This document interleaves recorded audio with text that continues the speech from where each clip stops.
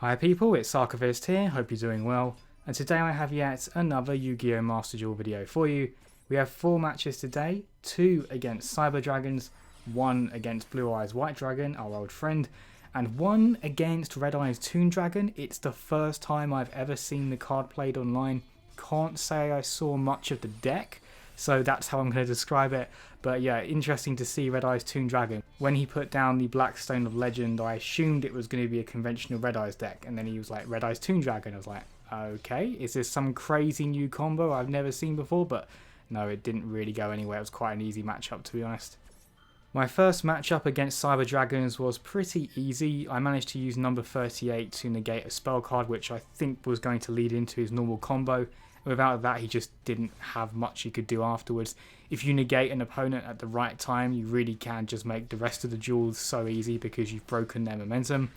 The next Cyber Dragon matchup, though, was definitely a lot more tricky, largely because of Cyber Dragon Infinity, and I know the value of this card. I even have it in my own extra deck. This person had 2 of them, which caught me out. And I think the most potent thing about Infinity is that it can target a card on the field, and it doesn't have to be their own, they can target yours, and then basically eat it so that it becomes an Xyz material, which happened to me twice, and it's quite scary when that happens. Luckily, the first time he had to target my weakest monster because of an effect. If he was able to target my Galaxy Eyes or my number 38, that could have put the duel in his favour very quickly, but because he had to target a weak monster, it wasn't the end of the world, and then I was able to destroy it. But then he managed to summon out a second one. Should have considered that if he's still got a Cyber Dragon Nova on the field and he's an actual Cyber Dragon player, there's a decent chance he's got more than one Cyber Dragon Infinity in his extra deck, but didn't think about that at the time and paid the price because my number 62, my brilliant number 62 got stolen. Oh, when that happened, it really was a crashing moment. But then I think he may have gone into a misplay because he went to do a fusion summon and then surrendered immediately afterwards. I think he miscalculated or something. If he hadn't a fusion summoned, he wouldn't have been too much of a threat anyway. So whether he misplayed or whether he'd surrendered before the misplay wouldn't have made too much of a difference. But it was definitely a game on the trickier side. And it makes me consider, do I want to build a Cyber Dragon deck? Because I'm liking some of the tactics I'm seeing here. Going up against a Blue Eyes player, I noticed that he was set up for such an amazing third turn. He summoned Abyss Dragon, he had Chaos Form in his hands, he had a Chaos Max Dragon in his hand, Blue Eyes on the field, so he had such a strong opener that had a lot of potential for the next round.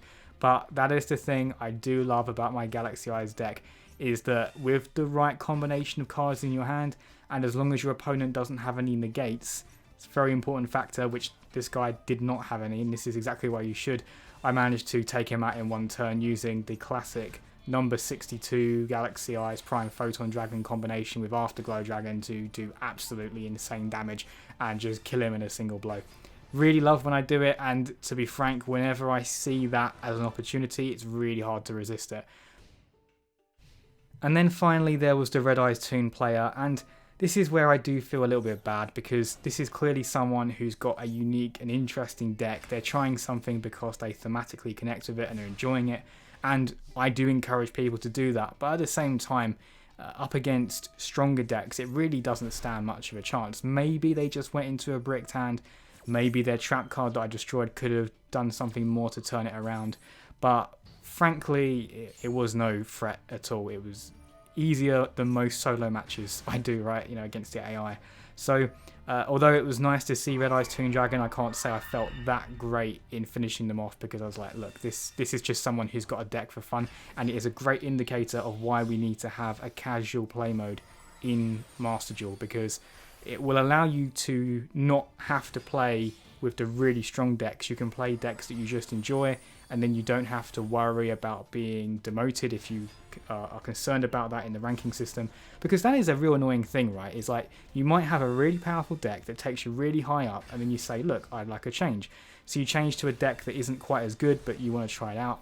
And then because you got so high with that other deck, you now are stuck at that level where you're going to get knocked all the way down. So it kind of forces you to stay with a deck that works. And that's why, again, really, really, more than anything actually, I want them to introduce a casual mode into Master Duel. So that's all the footage for today. If you're interested in knowing what cards comprise the deck I've been using in this video, I'll leave a link to the deck list and guide in the pinned comment. Just be aware though, since making that video I have added 2 Astral Karibos that weren't mentioned in that original video. So you can just take the deck list and add 2 Astral Karibos to it. As always people, thanks very much for watching and see you next time.